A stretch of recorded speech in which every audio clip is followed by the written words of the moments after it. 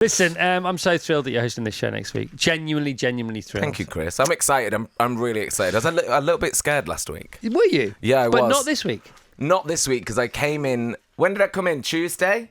Came in on Tuesday. Yeah. And you know, you've not been somewhere, and you're just imagining the worst case scenario, and you're sort of... Which is so unlike us. Yeah, doing it on the radio on like the edge of a cliff. And once I came in and sat in the chair, felt all right. Yeah. And then producer Mira said, we're going to teach you how to use the radio desk. Yeah. So I sat there for about 40 minutes, and then she went, don't work today. So... we'll be all right. See you on Monday. Yeah, baby. So the nerves have gone, but they started creeping in because I can't remember how to do all that. Yeah, don't worry. It's not that hard, though, is it? It'll come back to you. Can't be if I can do it. So how long have you been in radio for? When was your first radio job? When do you consider yourself having been at the peak of your powers? I think you still are. Now. People are going to find out next week. Today. That is the truth. Tell us about your radio history. So my radio history was, I always loved the radio. And always loved a specific radio station when I was growing up, mainly because my mum and dad hated it, and they used to like listening to Radio 2, right? And I used to like listening to Radio 1, and they used to think Radio 1, when it was you and Zoe Ball and Sarah Cox, they were like, it's nonsense, we hate it. But that's what you want when you're a teenager, isn't it? You want your mum and dad, you want to hate what each of you like. Yeah. So I really loved it and used to listen to it every day, and I wasn't really good at anything. So I wasn't massively academic at all, wasn't great at sport at all. My dad tried to make me be a golfer.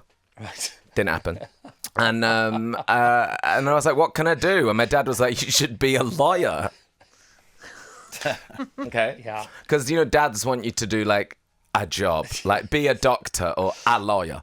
And then I thought maybe I'll do the radio. So I sort of set my heart on radio when I was a teenager. And I was like, that's what I'm going to do. And I wanted to do the breakfast show. Not joking, because of you. Yeah, no, I get it.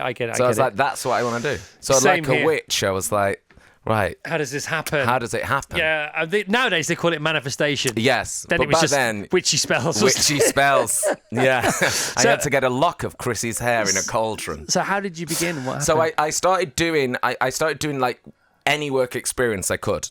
So I grew up in Oldham, so there was not massive amounts of a media landscape. So I'd go into Manchester and I'd do work experience. Went into like Key 103, which is like a local station, and worked there at night time for a little bit with my friend. And then I went and worked at like a plug-in company, who are the people that sell the artist songs to radio stations. So I thought if I get my foot in there, maybe I could meet some radio people. And I thought if the radio doesn't happen, I'll just work there. Then that'd be great because I get to hear music every day and get to talk to people every day and go into radio every day. So I ended up working there for a little bit, got sacked from that.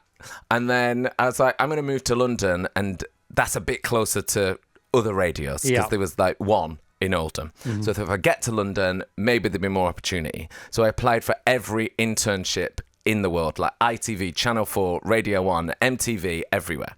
And I applied for so many that I didn't know when I got the interview at MTV what the job was for.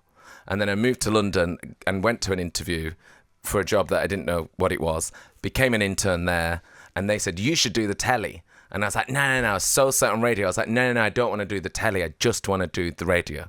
And then when my internship ended, because I was terrible at it, they said I was like an office Bez. Like, not really helping the production, but a nice addition. But brightening the day. Yeah, like, we're actually making the job worse, but it's still nice that you're here. So then when that ended, I was like, let me do the telly, because it was either that or go back to Oldham. So I ended up doing the telly first, did the telly for a little bit, and then after I'd done the telly for about a year, Channel 4 said, you probably need to get an agent, because you can't just be emailing Channel 4 yourself. And then when I got an agent, she said, what do you want to do? And I said, radio. And then that's where it happened. So what was the first substantial job in radio? The first substantial was me on Sunday nights going in on Annie Mac's show, and I'd go in for like 5 minutes and say what was happening that week and what gigs were happening. That's a great way in, isn't it? Yeah. So I'd do like 5 minutes, then what's 10 on minutes. Kind of thing. Then like half an hour. And then when Annie was off, I'd cover it. So that's how it all began on Sunday nights. Because we heard about you. You know, they said there's this kid called Nick Grimshaw from up north. And it's such a northern sounding name So as well. northern. And I was like, who's this kid? And we were all really intrigued. And then, we started hearing him more and seeing him more. And we thought, no, he's the real deal. He's really good. So eventually you did bag the Radio 1 breakfast show. Yeah, so I did my night times with Annie for a little bit. Then I did weekend breakfast. What a story. It's a great story, and then man. did breakfast, yeah. Well done. Congratulations.